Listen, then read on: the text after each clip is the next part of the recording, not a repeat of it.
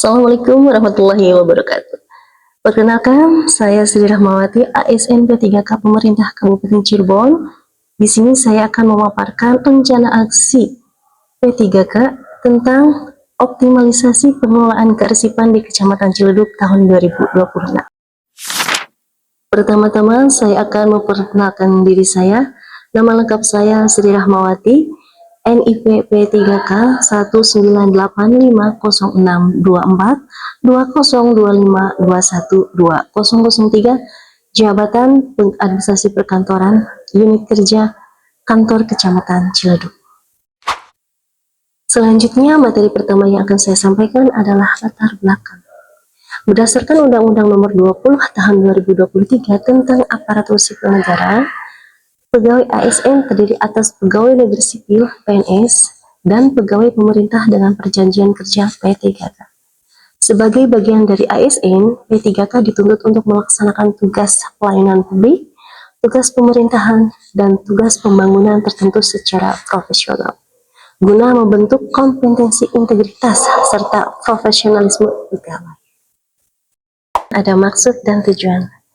Penyusunan rencana aksi ini memiliki maksud dan tujuan terarah meliputi 1. Memenuhi kewajiban regulasi, yaitu menyelesaikan tahapan wajib orientasi bagi P3K sesuai dengan ketentuan Lembaga Administrasi Negara (LAN) RI dan Badan Kepegawaian Pengembangan Sumber Daya Manusia (BKPSDM) Kabupaten Cirebon. 2. Pengenalan tugas dan fungsi, memahami secara mendalam tugas pokok, fungsi, dan tanggung jawab serta wewenang ASN di instansi pemerintah. 3. Internalisasi nilai dan etika, yaitu menambahkan nilai dasar berakhlak terdiri dari berorientasi pelayanan, akuntabel, kompeten, harmonis, loyal, adaptif, kolaboratif ke dalam perilaku kerja sehari-hari. Yang keempat, penyelarasan visi daerah, yaitu menyelaraskan pola pikir dan rencana kerja pegawai agar mendukung penuh pencapaian visi dan misi strategis pemerintah Kabupaten Cirebon. Selanjutnya, waktu dan tempat. Dalam pelaksanaan rencana aksi yang akan saya laksanakan selama 5 tahun ke depan sesuai masa kerja P3K dari bulan Juli 2025 sampai dengan Juli 2030 bertempat di kantor Kecamatan Ciledug Kabupaten Cirebon. Selanjutnya, nilai dan etika pemerintah Kabupaten Cirebon. Terdapat visi misi Kabupaten Cirebon. Visi Kabupaten Cirebon adalah beriman, bersih, inovatif, maju, agamis, dan aman. Merupakan arah pembangunan daerah untuk mewujudkan tata kelola pemerintahan dan masyarakat yang modern, menjunjung tinggi nilai moral serta berbudaya. Visi Kabupaten Cirebon diimplementasikan melalui misi operasional pemerintah daerah meliputi 1.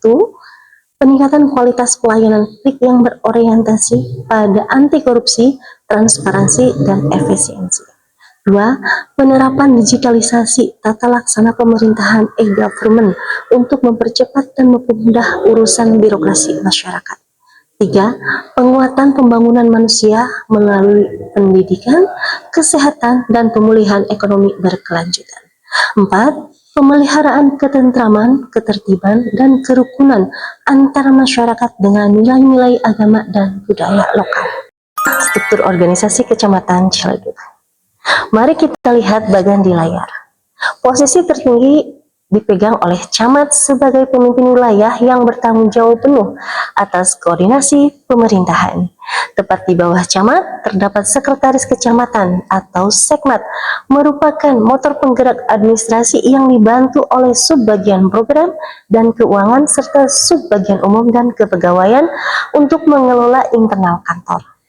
Selanjutnya, roda penggerak pelayanan masyarakat dibagi ke dalam 4 teknis, yaitu seksi pemerintahan, yang kedua seksi ketentraman dan ketertiban umum, yang ketiga seksi ekonomi pembangunan dan sosial, yang keempat seksi pelayanan publik. Berikut ada identifikasi masalah dan solusi. Identifikasi masalah yaitu dalam pengelolaan kearsipan terdapat faktor krusial yang menjadi kendala, yaitu kurangnya sarana dan prasarana yang memadai mengakibatkan pengarsipan dokumen menjadi tercecer. Solusi yang diberikan, yang pertama, untuk tahun berjalan diperlukan perubahan anggaran untuk belanja modal, peralatan, dan perlengkapan kantor di Kecamatan Ciledug secara bertahap. Yang kedua, untuk tahun berikutnya, dalam rencana kebutuhan barang milik daerah dan dalam penyusunan rencana kegiatan anggaran, lebih mengutamakan kebutuhan kelengkapan sarana dan prasarana kantor. Selanjutnya, tupoksi P3K. Tugas pokok dan fungsi P3 secara hukum diatur secara berlapis, mulai dari undang-undang, peraturan pemerintah, peraturan presiden, peraturan menteri, PAN RB, hingga keputusan internal instansi tempat kita bekerja. Menurut Undang-Undang Nomor 20 Tahun 2023 tentang aparatur sipil negara menegaskan bahwa P3K adalah bagian resmi dari pegawai ASN berdasarkan pasal 10 dan 11.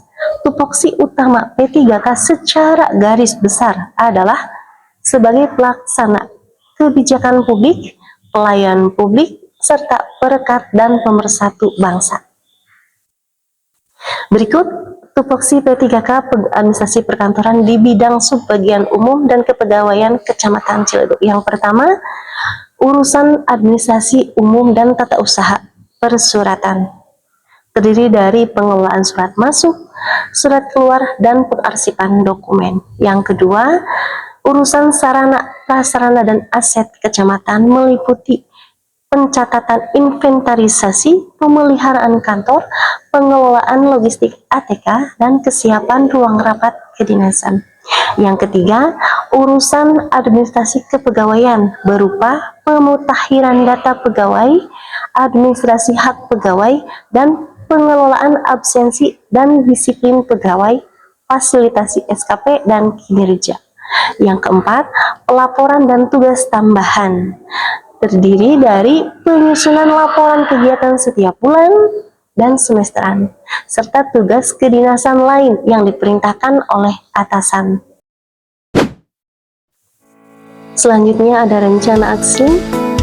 Terdapat foto-foto kegiatan yang saya sedang dan akan lakukan secara rutin setiap hari kerja selama 5 tahun ke depan, sebagaimana pada slide ini. Berikutnya ada rencana hasil kerja P3K, pengadministrasi perkantoran di subbagian umum dan kepegawaian. Seperti terlihat pada tabel dalam slide ini, ada rencana hasil kerja P3K yang dilakukan secara rutin setiap hari kerjanya untuk setiap bulannya selama 5 tahun ke depan. Yang terakhir, kesimpulan. Kegiatan orientasi pengenalan nilai dan etika instansi pemerintah bagi P3K telah membekali peserta dengan pemahaman mendalam mengenai core value ASN berakhlak. Penanaman nilai ini menjadi landasan dasar dalam mewujudkan tata kelola pemerintahan yang bersih, inovatif, maju, agamis, dan aman di lingkungan pemerintahan dengan tetap menjaga harmoni serta nilai-nilai luhur adat budaya setempat. Nah, sampai di sini dulu presentasi yang saya sampaikan. Sampai jumpa di lain waktu. Jangan lupa share jika video ini bermanfaat. Sekian dan terima kasih. Wassalamualaikum warahmatullahi wabarakatuh.